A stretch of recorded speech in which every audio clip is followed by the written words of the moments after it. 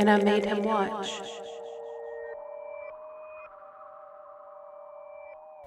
Hello and welcome back to And I Made Him Watch.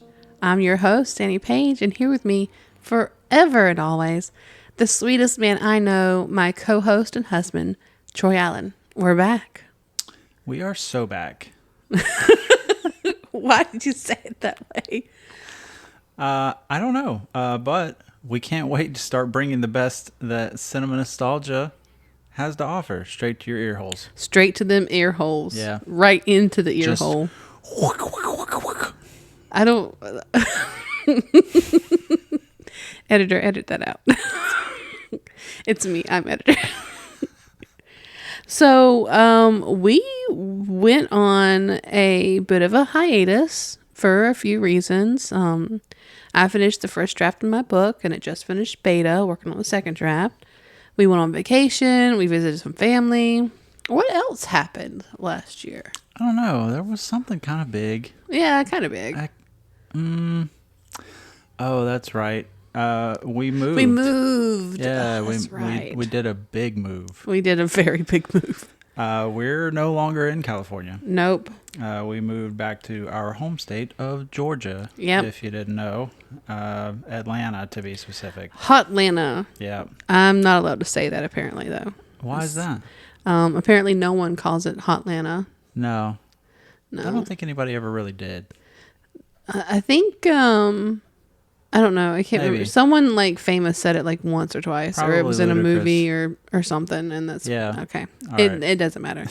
But as we promised, we're getting back into it. We're starting pretty high with one of my favorite 90 movies, Clive Barker's Nightbreed. This movie has a little bit of everything. A kooky and spooky score composed by Danny Elfman, right? Story straight from the twisted mind of Clive Barker, right? Cinematography by Robin Vigeon, who also shot Never Say Never Again, which is a classic James Bond flick, and was additional unit director for Event Horizon, which if you've never seen that movie, it's pretty fucked up movie. It is. It's got some really fucked up scenes. Which, honestly, I could see Clive Barker having something to do with that movie because it's got some very, like, hellscape-esque scenes in it. Well, yeah. But that's not what we're here to talk about. No. I love the concept and aesthetic of Nightbreed. It's got a great special effects and costumes. The concept of a hidden society of Median really speaks to me. And there's a lot to unpack with this film, from misleading advertising to the connections to the queer community. It's a fantasy movie that could have been truly wonderful if it had been handled better. Better. What did I say? Better? It's definitely one of those B movies that you'd watch maybe once or twice a year, during Halloween or something like that. At least for me. I think I watched it 3 times this year to get this started. Yeah, but you're weird. Wow. That's mean. There's plenty of movies that I watch multiple times a year. So this is true. Okay. That's true. How many times have you watched Private Ryan this year? None. Really? I have not seen. What's the other one that you really like? I love watching Band of Brothers. How many times have you watched Band of Brothers this year? This year or none? None? I don't know. I think you watched it before we moved. I'm pretty sure you did. Maybe. It probably was around the turn of the year. But yeah. I've caught you watching it several times. I've read the book too. Yeah. So, anyways. Okay. So for my reference for today's episode, I use IMDb, the official Clive Barker website, and I pulled resources and references from Wiki, but I didn't use Wiki directly. Mm-hmm. I also looked at any archive articles from The Breed or for The Breed with interviews from Clive and crew. I did a good bit of digging. Yeah, this episode. You did your due diligence. Yeah. So Nightbreed was written and directed by Clive Barker, and when I say written, I mean the man wrote the book. In 1988, Clive published Cabal, in part of his Books of Blood series, as a horror fantasy novel. He then went to write the screenplay and directed the movie. Me personally, I think that's a great way of writing a screenplay. Like, just write the book first and then adapt it. At least that way you can decide what you want to cut from the movie and what you absolutely have to show, you know? Yeah. Because otherwise, like, say you wrote the book and maybe you wrote the screenplay, maybe you helped with it or whatever, but you don't have, like, full creative control over the film. Yeah. So things that you'd like to show on screen don't wind up making it, and it just screws up your whole idea, you know? I also think it's great because other people are going to visualize your words differently than what you visualized inside your head. Yeah. So I think that's a big positive here. Yeah. Yeah. Yeah. So I actually listened to the audiobook for Cabal. You also can find a copy of it on Internet Archives. And there's also like a public library website you can actually find and like rent it or whatever. So I highly suggest either reading it or listening to the audiobook. Yeah. And it wasn't bad. It's graphic and gritty, but also sensual and mysterious, much like Median itself. Not the worst book I've read or listened to, that's for sure. And she's read a lot of books. Yeah. And listened to a lot of books. Yeah. So. And I'm currently reading 3 books, technically. So it's fine. That's normal. I'm fine. Yeah. I'm fine. Everything's good. The movie honors the novel pretty well. Of course, the book can give you more detail and more feeling than a movie, but Barker did a pretty good job of transferring his novel into film. And again, like, you know, he's the ideal man for the job. Yeah. You know, I mean, it's a world straight from his mind. His imagination. Yeah. And his nightmares. Apparently, he uses his nightmares as reference. That makes sense. It really does. Yeah. Yeah. Tracks. Should we get into it? Yep. Okay. So as the movie began, we get a look at a very primitive cave painting. We view a group of strange creatures moving through life being hunted. This is the personal history of the Nightbreed.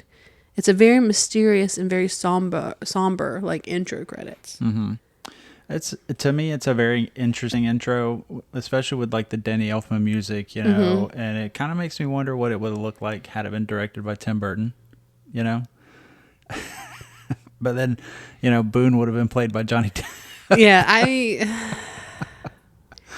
I would love to say that I couldn't see Johnny Depp playing Boone in the 90s, but I totally could. Like, Boone is Johnny Depp, Laurie is Winona. I don't think it would have benefited the movie really, though. No, I don't think so. I think who played everyone, the cast was amazing to me. Yeah. Yeah. This bedtime story aesthetic is broken by a scream, and we witness members of the Nightbreed hunting in a thick fog, chasing prey towards iron gates.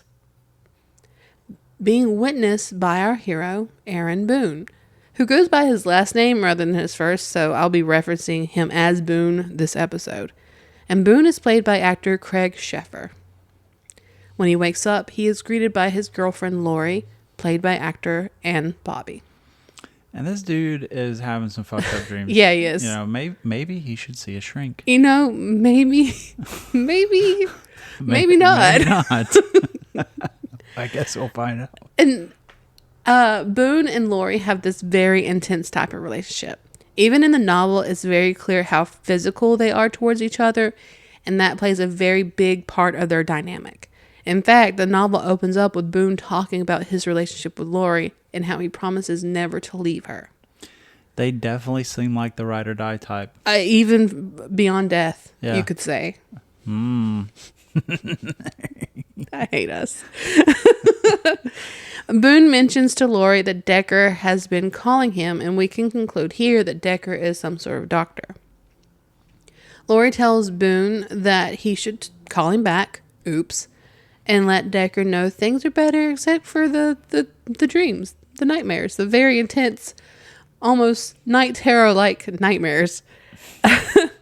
And later, Decker and Boone have a phone call and agree to meet.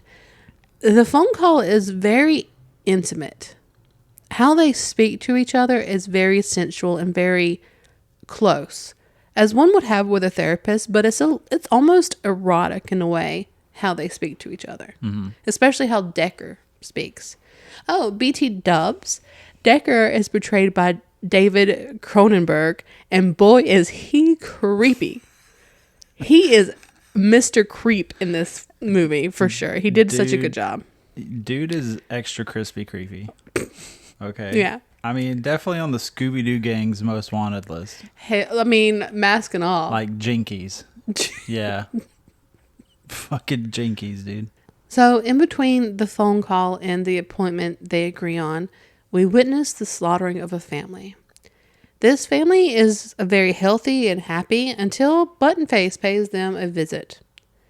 One of the creepiest masks I've seen. It's like this sack with a zipper mouth and button eyes. It's gnarly. I love the mask. Yeah. Even though it's just like buttons for eyes and a zipper for a mouth, there's something very macabre about it. Yeah, I mean, you don't have to have a very grotesque and very intricate and very detailed mask for it to be creepy. Honestly, the least detail or the less details you have of like of a creature or something humanoid, the creepier it is, honestly. Yeah. So later on during their meetup, Decker reveals to Boone his nightmares are occurring murders. These are not just plain murders, but family annihilator murders, like the one we just witnessed by Buttonface, killing complete families, fathers, mothers, and their children. Boone is being gaslit so bad. It really is. It's like, well, Decker's trying to make Boone believe that his own murders are Boone's. Mm-hmm. So yeah, Dr. Decker is trying to convince Boone to turn himself in and take responsibility for these murders. But Boone isn't convinced, and Decker supplies him with lithium, totally just lithium and nothing else, to help with his episodes. It's fucking episode. Yeah, just turn yourself in. It'll be fine. Yeah, totally fine. Yeah. Boone returns to his apartment and just crashes out. This man is walking around in his underwear, starting fires inside, and having these delusions of him and Lori. And it's quite the party. Like, it's going hard in there. This scene is so weird. It's super weird. I mean, first off, who sets a fire on their own apartment floor? Someone who's having a mental breakdown that could be a possible murderer. Crazy people. That's who. Okay. Secondly, seeing himself walk around in his tidy whities. It's super weird. And there's like this carnal sort of like festivalistic sort of music playing, you know, and that Danny Elfman coming through again. Yeah. It makes it super weird. It does. It was the whole goal to make him seem like he's having like a psychotic break episode. And it does it. And we'll learn about why and here shortly. Also, Lori is a singer in the movie. I don't think she was a singer in the book, if I recall correctly. And also, that is Ann Bobby singing Johnny Gets Angry live during her show. She has an amazing voice. Mm-hmm. It really doesn't seem like that's her singing, but that's really cool. Oh, yeah. It's her, you know? She belting it out, you know? Yeah. So Boone shows up to her show and watches Lori perform, but dips before they can speak. And on the way out, Boone is hit by a truck. In the ER, it is revealed that the lithium totally was lithium he had been taking was actually LSD, so not lithium at all. No. Decker seems like a fun doctor, right? I mean, it's probably just a continuation of the MK Ultra experiments. Honestly, it's a little like that, yeah. But those must have been some hellacious drugs because my guy was tweaking. He was messed up from the floor up. Yeah. He was gone. While recovering from the bad trip, Boone meets the real star of the show, Narcisse, who is having his own bad trip and wants to go home real bad. He's like muttering to himself about wanting to go back to Median, which catches Boone's attention because, surprise, surprise, he's been dreaming about Median all along. Narcisse seems like he would help you get rid of some bodies, for sure. For sure. Yeah, man. He's the guy you call if you need to like bury a body in the desert or just transport like body parts or honestly anything. He'd be up for it. So I hypothesize that, is that right? Hypothesis? It'd be hypothesize. I hypothesize Yeah. that Narcissus is actually still human here. And spoiler alert, you have to be kind of a bad person and then die to become Nightbreed and then go to Median to seek forgiveness and shelter. This might have been mentioned in the book, but I don't recall exactly. Also, the book is wild. There's a lot going on. Also, Narcy Boy is named after Clairvius Narcisse, a documented Haitian zombie. That's really fucking cool. And I do believe that... Well, I'll get to that. Hold on. Anyway, so Narcisse is convinced that the Nightbreed has sent Boone as a test and tells him how to find Median and then rips his own face off. That's such a Clive Barker thing to have happen. It's very Hellraiser-esque. Because, you know, it kind of reminds me of, like, that one dude that they had, like, hooked up to all the chains and stuff. Yeah. You remember that? So. Oh, yeah. I remember that. I haven't watched Hellraiser in a while, but it sticks with you, if you get what I'm saying. Sorry. Boone dips as Decker and the police arrive, and the doc is ratting him out. Like, he is telling the police that Boone is straight up a murderer and all this shit. Decker then has some quiet time with Narcissus because he's such a great doctor, you know? I mean, Decker's such an obvious bad guy, though. He really is. I mean, Boone was right to run from him. Oh, yeah. For sure. Definitely. I mean, the guy slipped him LSD, so you know something ain't right. Yeah. You know something ain't right. He ain't just trying to have a good time, you know? No. So Boone finds his way to Median and finds a cemetery and only the dead. He then decides to take a nap in the cemetery by himself. Actually, that sounds kind of peaceful. Kinda, yeah. Kinda. I mean, what could go wrong? He's awoken by a dog licking his face and instantly goes on alert. He is then ambushed by two Nightbreed, Kinski and Peliquin, and questions them about Median. There are a few things revealed here. There are rules to Median. God is an astronaut. Oz is over the rainbow, and Median is where the monsters live. And Boone is actually an innocent. So the one guy with the crescent moon kind of head. That is Kinski. He reminds me of Robbie Rotten in the face. A little bit, yeah. Yeah. Yeah, you're not wrong. I mean, he is number one. They're both pretty creepy, though. Oh, yeah. I can't remember if I made a Robbie Rotten joke. Peliquin loses control and ignores the rule about eating innocents and chases Boone down and gives him the big old chomp on his shoulder. Boone escapes out of the cemetery and is flashbanged by the cops. Literally, he's running through this field and then suddenly there's just this bright light. He's literally flashbanged. And along with the audience, Decker's there, and Decker approaches Boone with a false comfort and then yells, "He has a gun," and the police start blasting. Literally no hesitation, no evidence, just, "Oh, he has a gun." And they just start shooting and Decker dives out of the way. You know, I wrote, I couldn't believe that, but I can. I can believe it. Dude's just like, he's got a gun. And then after the shooting stops, the one detective dude, he's like, "Where's the gun?" And Decker's just like, he reached into his jacket. So where's the gun, dude? Yeah. You could have at least like planted one. Yeah. But no, it's done. Boone is now dead. Yep. Dead. Dead. D-E-D dead. Mm-hmm. And you think the story would stop there, right? Mm-hmm. No.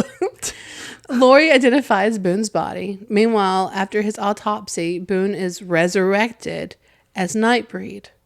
The authorities believe that Boone's body is stolen. Lori tries to move on with her life, but soon starts to look for answers. Decker begins to obsess over Boone's session recordings and finding Median himself along with Boone's whereabouts. And Decker is just jerking it over Boone now. Yeah. Like, Yeah. just fapping it. You're not wrong. I definitely, like, Decker seems the type. Yeah. He really does. Lori ends up at the bar near Median and begins to question people about the cemetery. There she meets Cheryl Ann, and they become friends. You know, girls girl. Empowering and listening. Girls night kind of vibes. Lori is too trusting for me. She's a little innocent, right? Yeah. She's a little naive. Yeah. In a way. Like, you don't know that woman. No. Boone and Narcissus reunite. Boone is welcomed into the Nightbreed and is taught the history of the rules of living in Midian.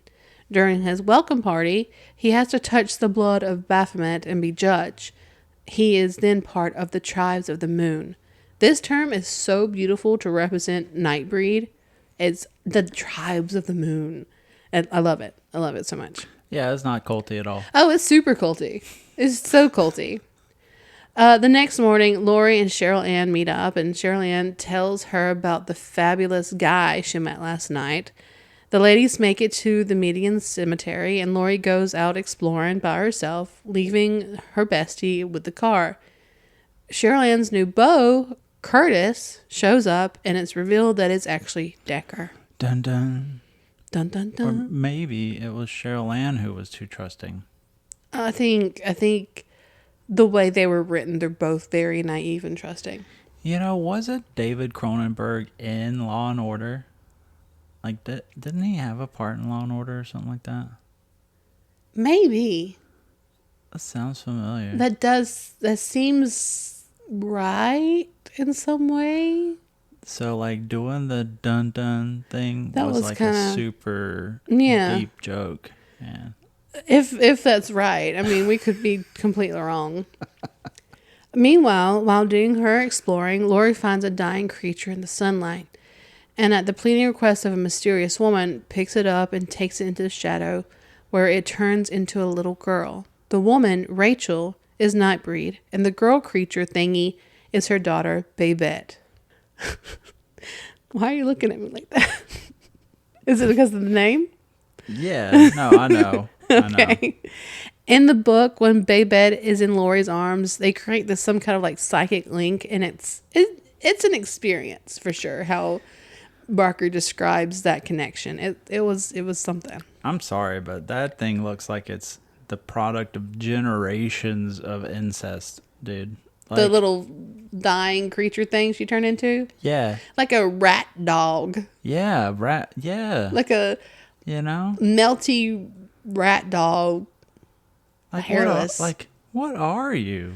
It was some sort of Nightbreed.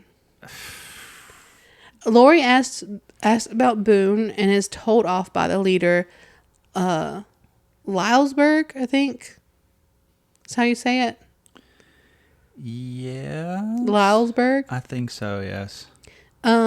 Like he pretty much tells her to kick rocks, but love is love, and Lori loves her man. She tries to follow them down into the city, but is scared off by other Nightbreed and Pelican. Back at the car, Lori discovers a very dead Cheryl Ann. She is confronted by Buttonface and then reveals that he is actually Decker. Such a big surprise. So he literally just there's no mystery here anymore. He gets her and he just pulls the mask off because he's so confident that he's going to kill her right there and then. Why do you think Clive made it so obvious that Decker was the killer? I honestly don't know, but I'm going to say so people didn't think the Nightbreed were the bad guys. That's a good answer, I think. That's a pretty good answer, yeah. Buttonface Decker chases Lori through the cemetery while Boone pleads to rescue her. Lylesburg forbids Boone from helping, but he's no chump and goes to get his girl. Decker tries to stab Boone and is horrified that Boone can't be killed. Really puts a damper on his plans. Decker runs away like a little bitch. Lori and Boone Boone tries to hunt him down, changing into his Nightbreed form, which is kind of hot. Narcissus approaches Lori, who wakes up screaming, luring Boone back to her and letting Decker go. Boone said, nah, fuck that. He's gonna go get his girl. Yeah, Lori is like number one priority. Yeah. Lensberg tells Boone he's done a big old no-no and leads him down to see Baphomet, leaving Lori unconscious deep within Median. Meanwhile, Decker calls for backup and has an interesting conversation with his old store clerk who tries to convince the dog that only the dead folk are in Median. After Decker leaves, the old man tries to lock up the shop and kind of reveals that he knows something about the Nightbreed, commenting it had to happen sooner or later. They couldn't hide forever. And then Button Face comes back for the man. Why can't he just leave him alone? He never hurt nobody. Yeah, I know. It's Button Face evil, you know? Button Face evil. Button Face evil. Lori wakes up alone and is told the history of Median by Rachel. Babette shows her through their psychic connection that the monsters of lore were peaceful beings, hunted to near extinction, there we go, by frightening and superstitious humans. Lori is then showed apocalyptic sights portraying, including other things, and Pelican chomping Boone. So she's been showed this whole history, and there's all these flashbacks of like this crusade against the monsters, and there's people being crucified and beheaded, and then it goes to show what was happening recently with the inclusion of Boone turning into Nightbreed. So it's like a prophecy, pretty much. So when the most recent time I sat down to watch it, I watched the Cabal cut, which is on YouTube in its entirety. Yep. And apparently it's much more gory and gruesome than the theatrical version. But it definitely reminds me of much more so of Hellraiser in this like the apocalyptic scene. You know, it's definitely got a lot of Hellraiser. I see a lot of Event Horizon in it just because of, you know, you've got the brutality of it. There's I guess they're like demons, or I guess you could say they're Cenobites, because they're wearing like these sort of gimpish sort of masks and outfits and stuff, and they're torturing other, you know, these people or whatever. I don't know. It's just a really dark and fucked up scene, you know? I don't think it's just that it's Hellraiser-esque. It's Clive Barker. Yeah. It's his world. It's his mind. Right. Yeah. Back with Button Face, he questions the store clerk about the Nightbreed. He reveals that he's been killing what he calls breeders, and they are filth making filth. He is convinced now that he was born to kill the Nightbreed and Boone. You could say that Decker is a psychotic germaphobe, pretty much. Yeah. Yeah. And he just kills the clerk, just stabs him right there. Yeah. Like, that was fucked up. Yeah, it is. It is. Lori wanders around Median looking for Boone, witnessing the Nightbreed, and that was a wild ride. But that drum beat is a bop.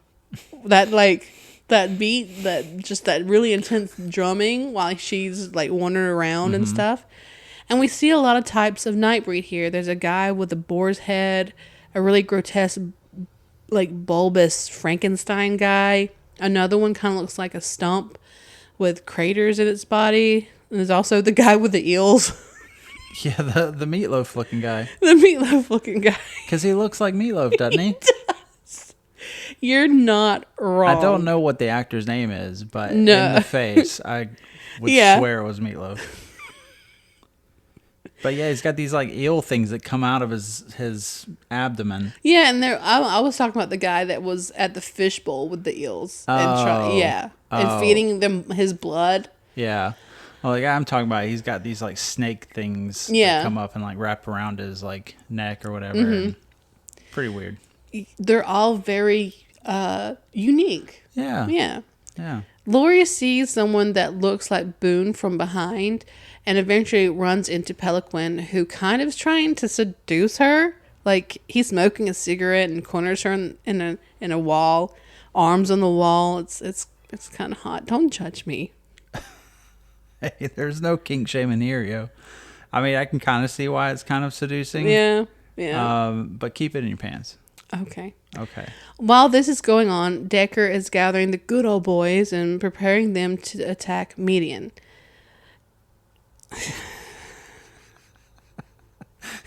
This is giving some like Proud Boy vibes. Yeah. And it's pretty cringy. There's the one cop that acts like he wants to fuck the guns. Yeah. Yeah, it's pretty... Yeah. Yeah. Oh, yeah. Lori continues her tour of Median and learns from Narcissus about the Berserkers, which are like these super crazy Nightbreed, and continues to search for her man, ignoring his warnings. Onaka, the dog owner, the dog that licked Boone awake earlier, saves Lori from the Berserkers and leads her to Boone. The lovers flee Median on foot, Lori convincing him that they belong together and that the Nightbreed doesn't need him. Onaka is a real one. Yeah, he's a sweetie. I think Lori should leave Boone and be with Onaka. I don't know about that. Decker Buttonface then decides to just slaughter the whole hotel where Lori has been staying and waits for them to show up. Somehow he figures out where Lori was staying and figures that that's where she's going to bring Boone back if she finds him, and just literally slaughters the whole fucking hotel. Yeah. So Boone mentions that he smells blood when they arrive, and Lori's like, "No, it's fine." And then she notices a hole in the wall in their room and sends Boone over to the room adjacent, where he discovers several dead bodies.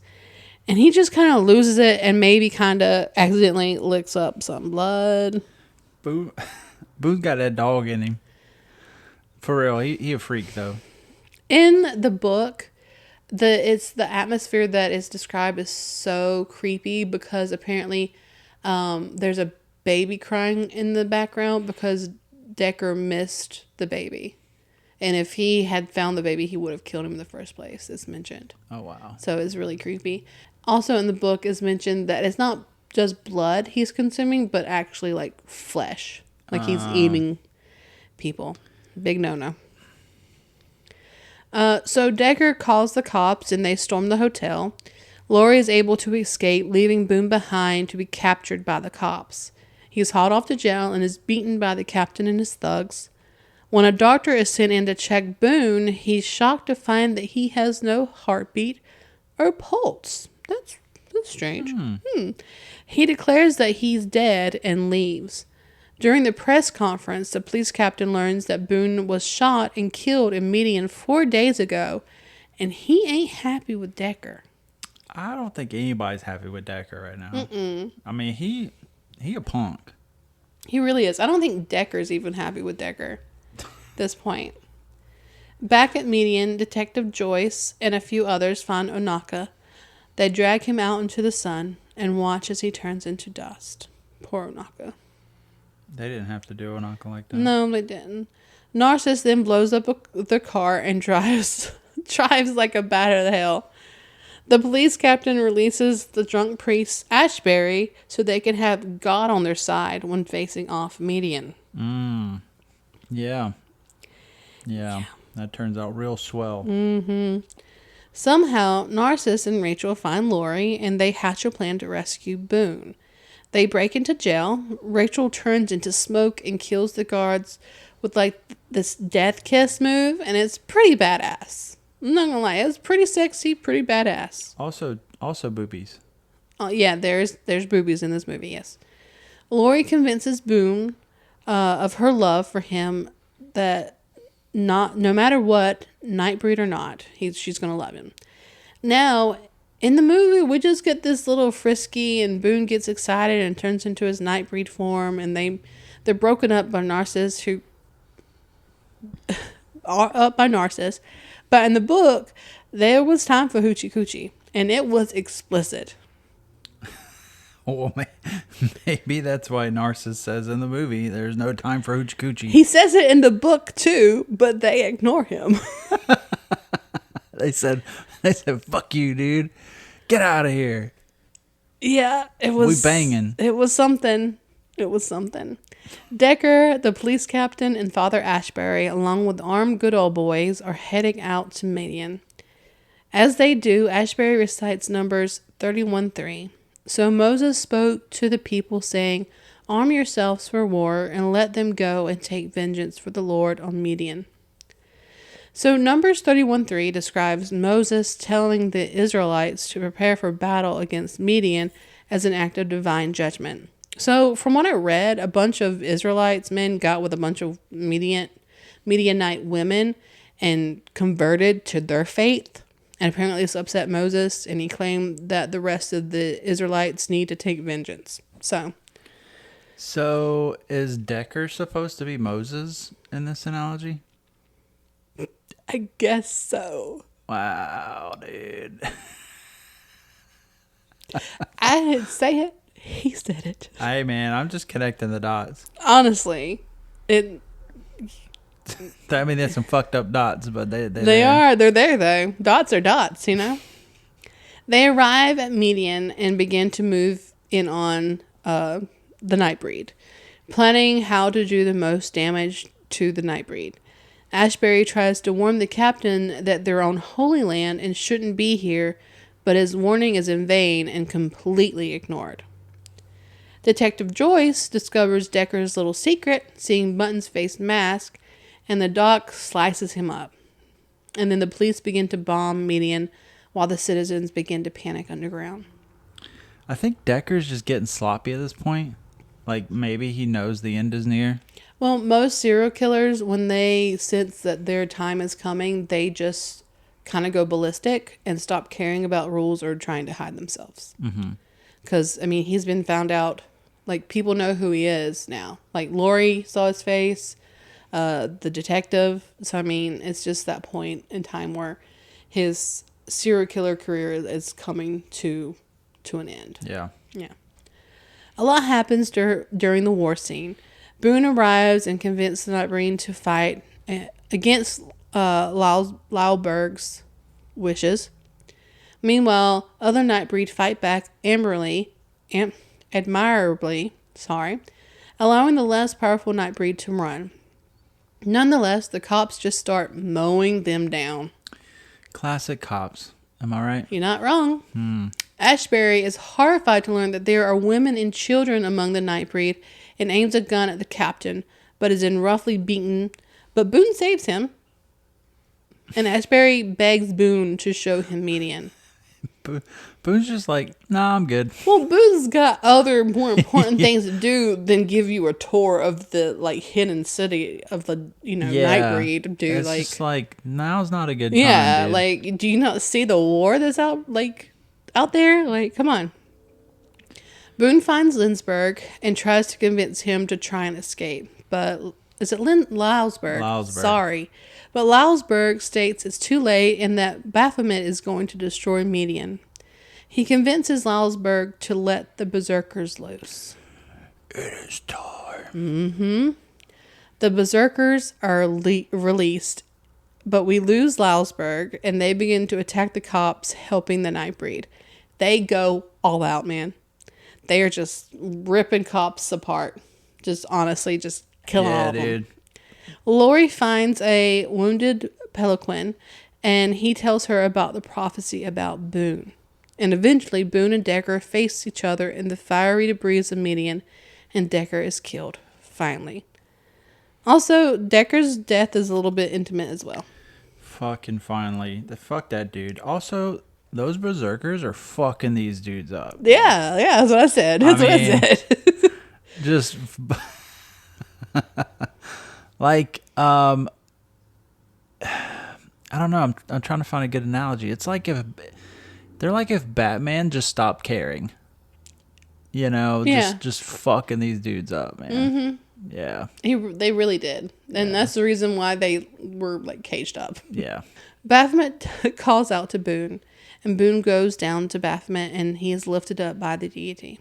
Baphomet tells Boone two things. Gideon's fall was brought about by Boone, but it was also foretold. Boone needs to relocate the Nightbreed, and he renames Boone and calls him Cabal. He is the chosen one. Pretty much. Ashbury stumbles into the underground city and finds Baphomet's statue. He drops his cross and Bible, steps forward to pledge his allegiance, only to be splashed and badly burned by Baphomet's blood. I guess Ashbury was too innocent or something. I don't know. I think Ashbury was doing it for the wrong reasons. I think he got kind of scared because, you know, he'd been a man of God, and now he's realizing there are other gods rather than just the Christian God.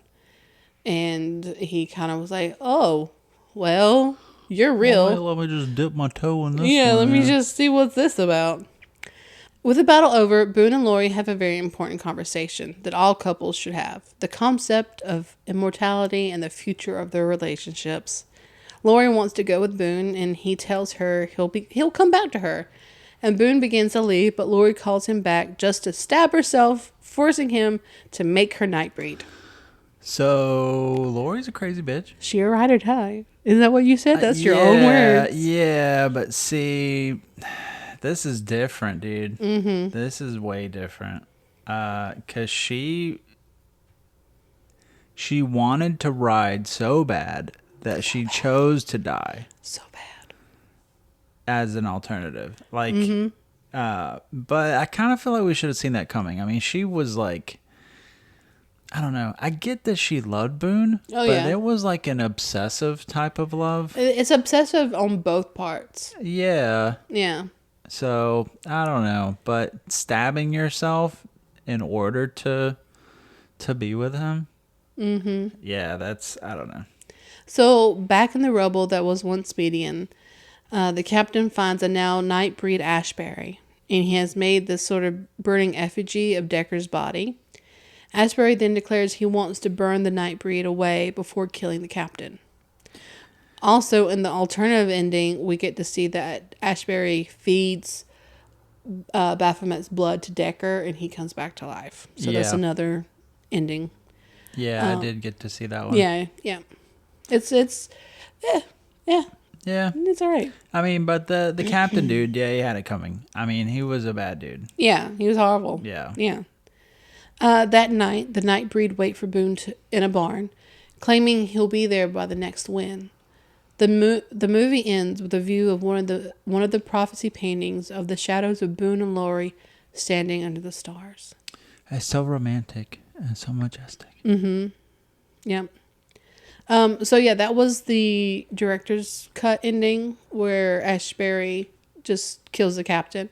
In the theatrical cut, Ashbury actually uses the blood of Baphomet to resurrect Decker. So that's all I was saying. But also in the Ultimate Cabal cut, which is on YouTube, includes an extra hour of content from the book and the original ending and the scene of Ashbury resurrecting Decker. Yeah. Because the Ultimate Cabal cut is 3 hours long. Yes. Yep. And I think it's mostly visuals. Like, I feel like the fighting scene with, like, the berserkers and the prophecy scenes are longer.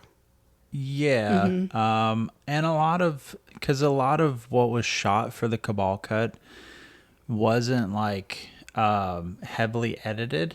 So it's still, it's got a lot of film grain and, like, color correction's not quite there, stuff like that, you know. But there's definitely a lot more content for that. Yeah.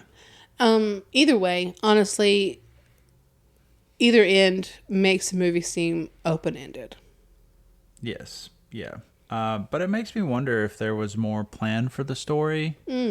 Like what happens to the Nightbreed after that, Yeah. So. Well, no, we can get into it. We'll talk about it. Okay. Because that's a good question. Mr. Barker is from Liverpool, England. Along with being a filmmaker and writer, he's also a visual artist. He is most well known for his Hellraiser series, which was also part of his, or based off of his novella, The Hellbound Heart. Have you actually ever watched Hellraiser? I've seen like bits and pieces. I don't recall seeing it all the way through. We should sit down and watch the Hellraiser series for sure. Yeah. It's in a few years, and people really demonize it. Like, especially it was very demonized in like the 90s and when I was growing up. But, you know, I've seen it like probably twice, and it's really not that bad, in my opinion. Mm-hmm. So, Nightbreed was originally planned to be a trilogy. The goal had been to make it the Star Wars of horror. The budget was $11 million, which was a big increase compared to the $2 million for Hellraiser. Even though the box office did make a slight increase in profit, the film was considered a flop. According to the Screen Rant article, Clive Barker's Nightbreed trilogy Plan Explain Why It Didn't Happen by Andrew Houseman, Morgan Creek's producers were constantly questioning and undermining Barker's vision, including the very premise of the entire film. Barker envisioned Nightbreed to be an ambitious, far-out epic that heavily incorporated elements of fantasy genre, wanting to create the Star Wars of horror movies, as he stated in October 1989 issues of Fangoria magazine. This approach confounded the marketing folks at Morgan Creek, who couldn't seem to wrap their heads around the concept of a fantasy horror movie and tried selling the film as a slasher movie with a notable absence of monsters in the commercial footage. Even though the movie was deemed a flop, it still created a cult fan base. There was also a video game based off of the movie where you play as Boone, and as Boone you play 5 levels and collect keys so you can get Lori back. Another spin-off was Clive Barker's Nightbreed, the interactive movie, and it's an arcade-style game where, once again, you play Boone, and Boone must defeat the Earth Police from destroying the utopian planet Median. The story of Boone and the Breed continue into graphic novels, which I would love to collect and read. Well, so it seems there is a continuation of the story in a sense. The graphic novels would be worth reading. For sure. Yeah. I'm pretty bummed we didn't get the full trilogy, though. How the story ends isn't enough. I want to know the fate of the Boone and the Breed through that media. But there has been rumor that Hulu has been working on a series based off of the Nightbreed and Cabal. Although nothing has been revealed or much news about it, Clive mentioned in 2024 that they were still working on it. That would be pretty sweet. Dude, I'd so be down to watch that. Yeah. I would love that. I think a lot of people would really love it. That hidden society aspect really goes hand in hand with Barker on his own personal sexuality as a gay man. In an interview on Loveline in 1996, Clive explains, that was a tough time to come out to realize that you were gay. I mean, it was. I don't think that it's easier now. When I was 18, 19, I guess, I had much older girlfriends right through my childhood, my adolescence. When I was 15, I had a 19-year-old girlfriend, which was a big deal when you are 15. He goes on to say that he stuck with women until he was 18 or 19. His expression of what he was going through definitely comes through in the story. Oh, yeah. Yeah. And I believe every writer puts some of themselves into their craft. Clive has mentioned that he uses his nightmares and dreams as inspiration for his writing. Totally understand that. I think also that he uses his own personal life and sexuality, especially with the aspect of a hidden community that is harmlessly living their own lives, but is threatening by what is considered normal. It's not a secret that members of the Alphabet Army have had to live in secret. Although times have changed and queer people are much more accepted, there is always a deep embedded fear of others. And I'm not sure that'll ever go away. But I hope it does. I think because as humans and as we evolve and stuff, we understand things better. But if you are a person who has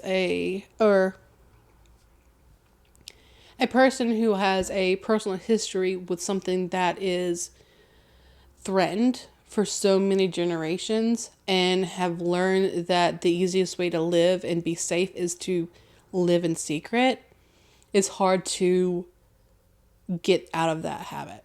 Mm-hmm.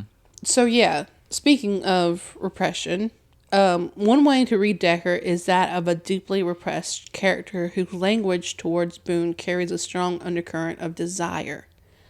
His tone is often intimate and charged, which makes his fixation on Boone feel more than just about control alone.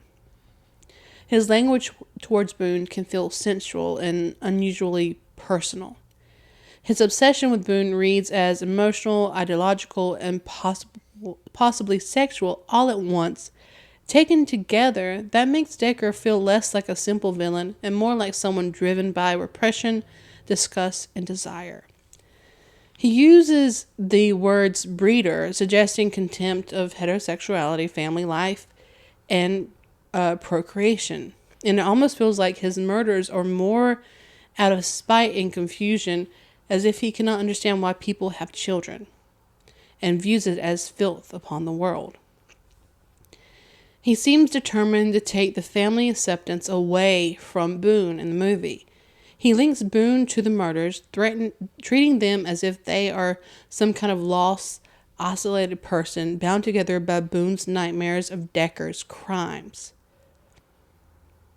Boone's survival and acceptance seems to trigger a near jealous response in Decker, indicating he cannot bear to see Boone find his place, whereas Decker has no place, not even among monsters. I mean, the way Decker talked about the nuclear family made it seem like he hated the idea. Mm-hmm. And like you said, he viewed it as filth, Mm-hmm. you know? So, I don't know. I mean, maybe it was kind of an extreme sort of view of Barker's world, I guess. Maybe, yeah. To just amplify that Yeah. of not fitting in and, understanding that you are a monster compared to the rest of society. Mm-hmm.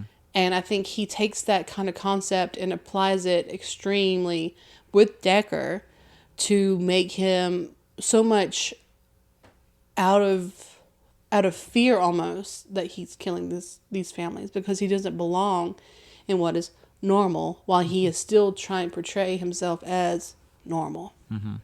Yeah. Also, Clive used visuals to link gay culture into Nightbreed. This bit is from Harry M. Benshoff's book, Monsters in the Closet, Homosexuality in the Horror Film. Quote, Clive Barker himself, a gay man, makes his Nightbreed spectacularly queer, chiefly through its visual design and dishy repertoire. Repertoire. The monsters sport leather, tattoos, body piercing, shaved heads on ponytails, Doc Marten boots, vest upon bare chest, and Van Dykes. Kind of makes you wonder what Midian smelled like. Oh, they ain't got AC down there. They ain't got no air conditioner, and it's dusty. It was a lot of sweat and glistening bodies down there. That's for sure. It most likely smelled like burnt rubber, Vaseline, and probably some BO. A lot of BO. Gross. Yeah. You didn't need to do that. Yeah. You didn't have to put that. You didn't have to put that out there. A bunch of squeaking. People just squeaking when they walk. Stop it. Speaking of visuals, the art department has some real standouts. Art director Ricky Ayers had an impressive career, including work in Creature Workshop on Labyrinth. What? The art department for Saving Private Ryan and The Phantom Menace. He had an incredible body of work. He has an incredible body of work. I thought you would find that interesting. Yeah, it is. Another shout out was special effects artist Mark Coulier, who began collaboration with Clive Barker on his earlier projects. He worked on Hellbound, Hellraiser 2, and later Hellraiser 3, Hell on Earth. His resume also includes Candyman, The Never-Ending Story 3, The Fifth Element, and Attack of the Clones, among many others. Oh, yeah, you like that, don't you? Yeah. Yeah, you like that, don't you? The special and practical effects are a huge part of the movie's appeal, just as they are in many other early B movies where we've covered. One of the best things about revisiting these films is seeing how the artistry carried into bigger productions. And those credits are seriously impressive.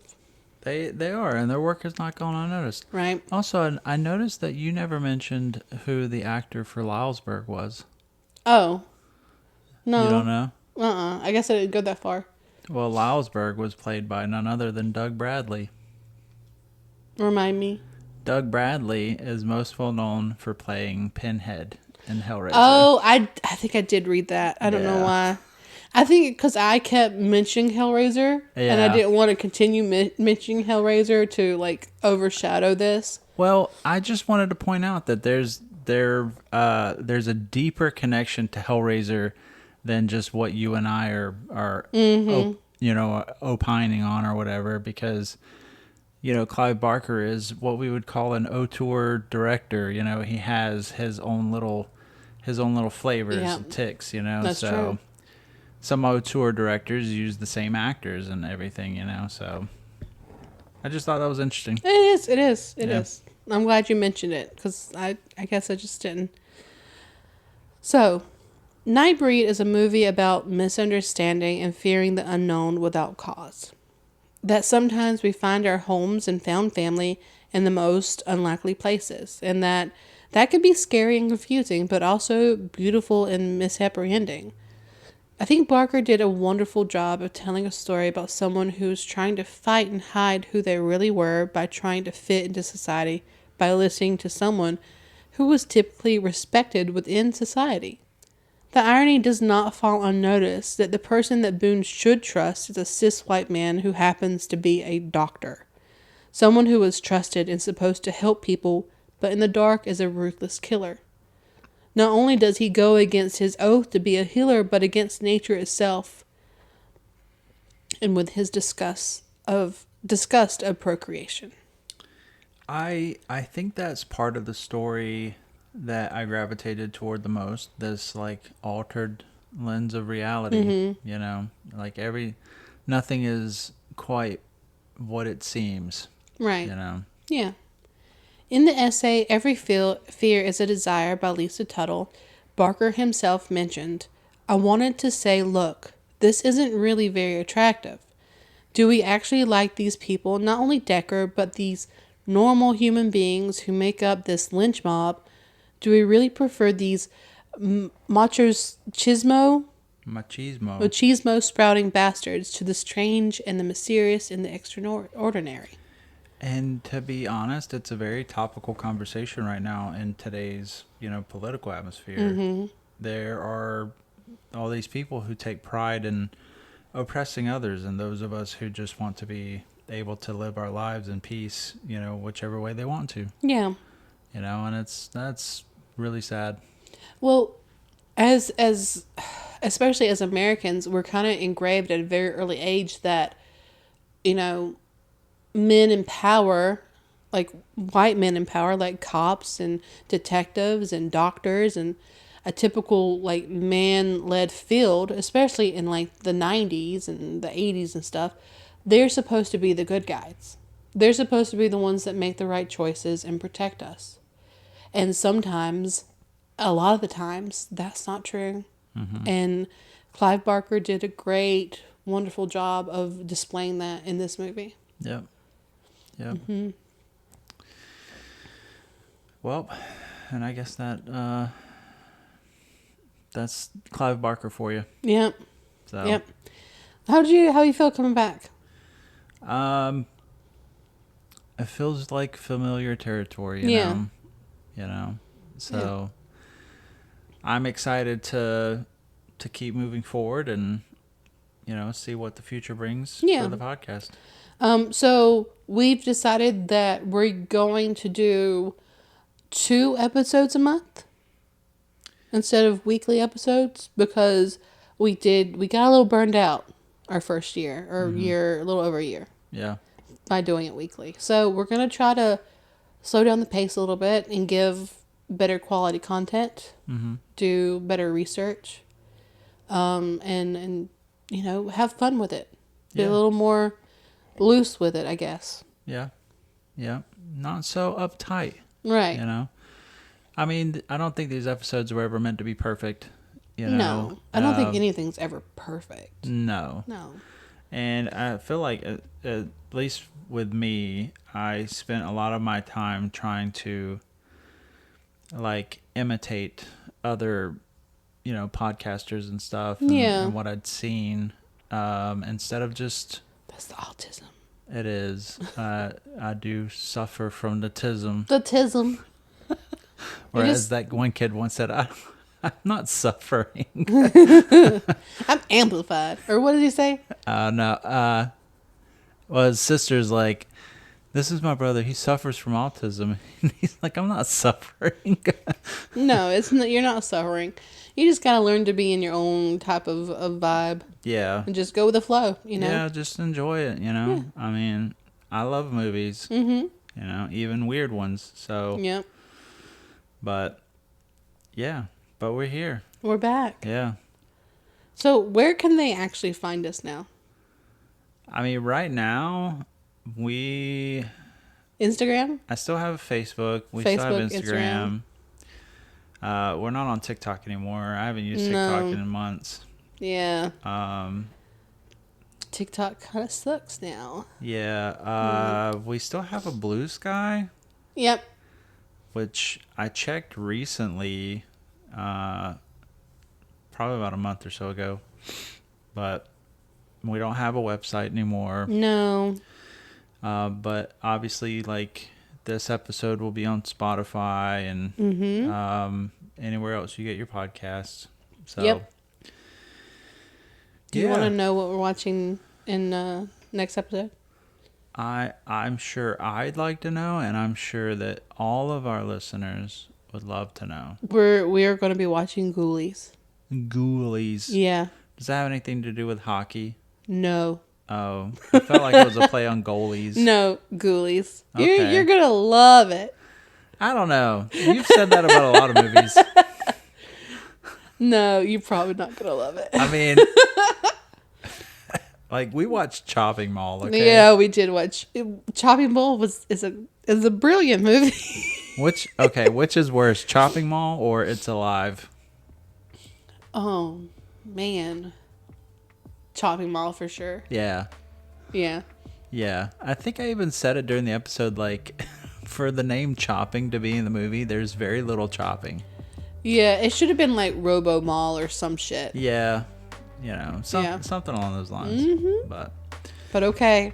Yeah. Thanks for sticking around and listening to this episode, and we look forward to continuing this podcast. Yeah. Feel free to drop us a line. Comment, send us some share, good news or Oh yeah, YouTube. We also still have YouTube. Yeah. This will be on YouTube as well. Yep, for sure. Yep. But yeah, with that, as always, stay spooky. Bye.